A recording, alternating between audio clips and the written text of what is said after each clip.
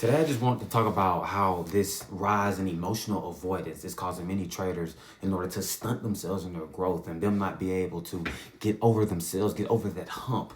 But that hump is really ourselves. So when I say this emotional avoidance, we live in a time where so many of us don't want to express our emotions, and sometimes we just feel put our emotion on the back burner and say, well, I just need to hammer this out to get what it has to be done. My emotions don't matter. I fell into this, this way of thinking before, feeling like, well, it doesn't really matter what my feelings is. I just need to do and execute on this, task that I have for myself. While in some areas of life, while that does translate in trading, it cannot be like that. In trading, it pressures and puts so much pressure on ourselves and our contentment of our current reality. If you are not content and okay with where you are right now, and you are using trading as some type of salvation method to get out of your current reality, you will look to trading to provide some type of pleasure, some type of fulfillment that trading can never do. You can never get that type of fulfillment or that type of purpose within your life from just trading. Because at the end of the day, it's just numbers and buying and selling. A type of fulfillment comes from putting something out there into the environment that you are putting valuable efforts and displaying your God-given gift out there into the society that somebody else can receive and take in and see the light that is shining through you. That is fulfillment, not watching lines go up and down on the chart. So this emotional avoidance that so many of us go through, it is understanding that there are so many unresolved emotional issues and trauma that most of us go through on a day-to-day life in our personal lives. Maybe your mother or your father wasn't there like you wanted them to be. Maybe your husband or your wife wasn't there like you wanted them to be. Maybe it was a friend, a brother, a sister. You were begging for their type of approval or love or just compassion from them that you never got. So you're looking at that from the market. Maybe it is your boss never seeing how much hard work, how many extra hours you were putting in. Maybe it wasn't that, and you didn't get that raise that you were deserving of, that you were believing that you were deserving of. So you are coming to the market with that same expectation that the more hours, the more times I show up, the more trades that I put on, the more that it will pay me because of the work I am doing. Those beliefs come spewing out into our trading. Having passed feelings of, pain of the past losses that you may have took within your trading results. Huge losses loom as dark clouds above our thinking, and they dictate and they make us move differently within our trading today. That huge loss that may have broke you down months ago, you're still thinking about that, and the fear that it may come again causes you to hesitate when your setup shows itself. You missed a huge opportunity because you were afraid of the same thing that happened months ago, that it would happen again. It is still looming over you. You are still holding on to that baggage, that emotional suppression that you suppressed so deep within yourself that you told that it didn't matter, that you needed to just go on and either be a man, be a strong woman, and keep going. Your avoidance of dealing with that problem caused you to fall a victim to the same types of beliefs that will keep you bound and not being able to go to the next level. If you cannot resolve your problems on step 1, God will not advance you to step 2. If you don't know what you did wrong on step 1, you can't go to step 2. You can't go to step 2. So many of us are wanting God to deliver us from a problem we have not yet adapted ourselves to be order to overcome that problem yet. You are wanting God to take you out of the game in crunch time when you haven't changed who you are internally to be able to handle that problem proficiently, sufficiently, and with ease next time God presents you with that problem. You are hoping that He takes you out and makes it easy for you.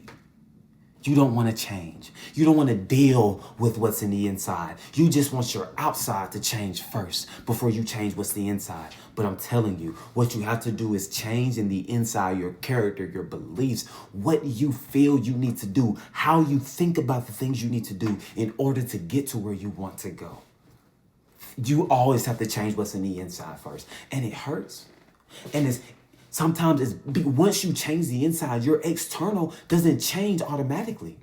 It is your external environment and your reality is a lagging measure of your internal beliefs of how you feel about yourselves. So always you will make the change in the inside before the outside changes to what you have changed within your inside of yourself, if that makes any sense.